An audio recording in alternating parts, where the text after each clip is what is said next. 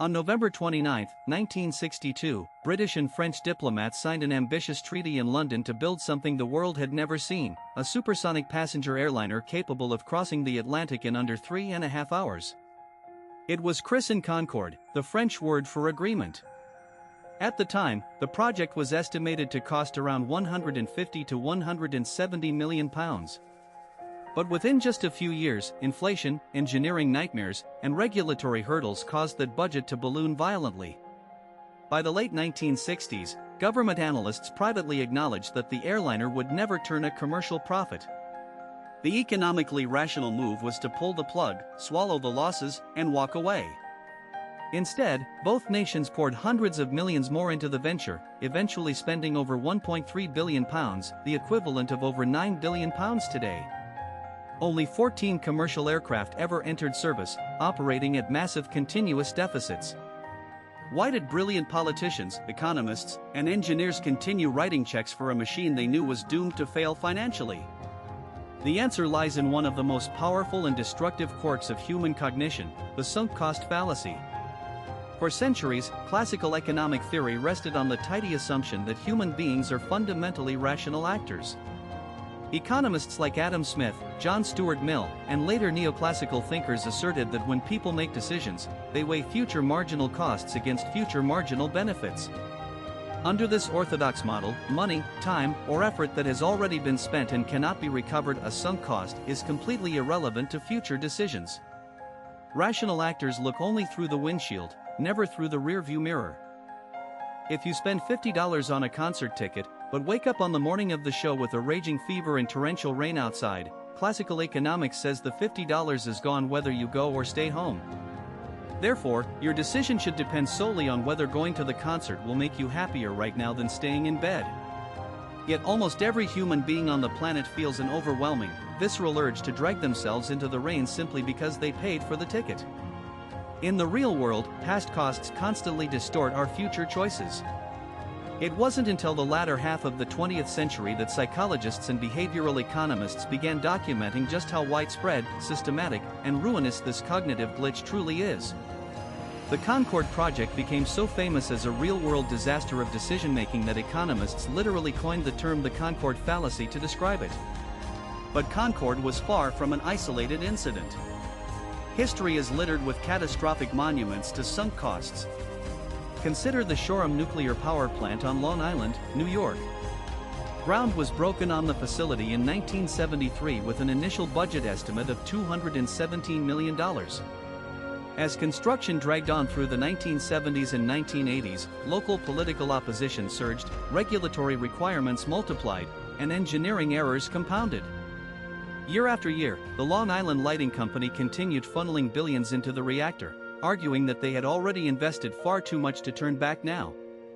By the time the plant was finally completed in 1989, the total cost had reached an astronomical $5.5 billion. Yet due to public outcry and safety evacuation impasses, Shoreham never operated commercially for even a single day. In 1992, the state of New York bought the fully built, never-used nuclear plant for the symbolic price of $1, and local taxpayers were left servicing billions of dollars in stranded debt for decades. We see the exact same psychological trap on battlefields. In 1965, Under-Secretary of State George Ball wrote a famous internal memorandum to President Lyndon B. Johnson warning against escalating American troop deployments in Vietnam. Ball pointed out that once large numbers of American soldiers were killed in combat, the political and emotional cost of past casualties would make it almost impossible to withdraw without victory, because admitting defeat would feel like those soldiers died in vain. Ball was ignored, and the sunk cost trap closed tightly around Washington, sustaining a devastating conflict for another decade simply to justify past sacrifices. To understand why human beings reliably fall into this trap, researchers in the 1970s and 1980s began subjecting human decision-making to rigorous empirical testing. In 1985, psychologists Hal Arks and Catherine Bloomer published a landmark study conducted at Ohio University that proved the sunk cost fallacy experimentally. They randomly sold season theater tickets to university patrons at 3 different price tiers: the full price of $15, a discounted price of $13, and a heavily discounted price of $8. Every purchaser received identical seats and access to the exact same slate of plays. Over the course of the season, the researchers quietly tracked attendance. What they found was striking. Patrons who paid full price attended significantly more plays during the first half of the season than those who bought discounted tickets, despite having identical baseline interest in theater. The mere psychological weight of having spent more unrecoverable cash compelled people to attend shows even when they might have preferred doing something else. Why does our brain do this? The foundational theoretical framework came from psychologists Daniel Kahneman and Amos Tversky with their Nobel Prize-winning development of prospect theory in 1979. Kahneman and Tversky demonstrated that human beings suffer from an asymmetry known as loss aversion.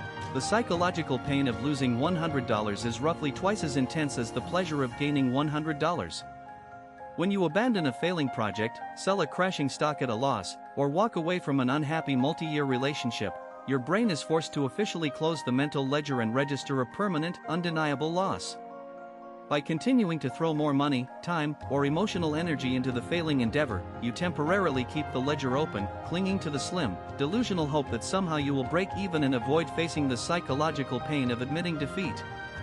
Neuroimaging studies have confirmed this dynamic, showing that when subjects confront the prospect of realizing a sunk cost, the anterior insula, the brain region associated with physical pain and disgust, lights up vividly. The sunk cost fallacy is not simply an intellectual error in basic arithmetic, it is an emotional defense mechanism against regret, cognitive dissonance, and the fear of waste. Today, we know that the sunk cost fallacy operates at every level of civilization, from individual personal habits to global trillion-dollar infrastructure policies. Millions of people remain trapped in miserable careers simply because they spent years earning a specific university degree. Investors hold on to plummeting assets until they reach zero, desperate to avoid selling at a loss.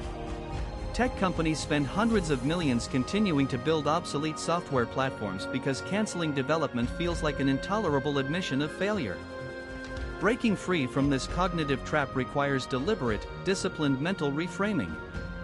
Decision theorists recommend adopting what is known as the zero-based or clean slate approach. When facing a difficult choice, completely erase past investments from your mental equation and ask yourself a simple question: if I walked into this situation today for the very first time with zero prior investment, would I put fresh money, time, or energy into it right now?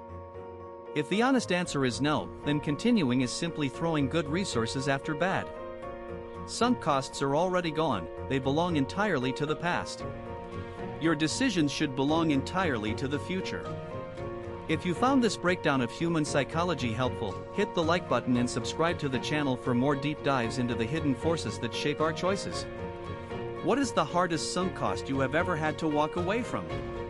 Share your story in the comments below, and we will see you in the next video.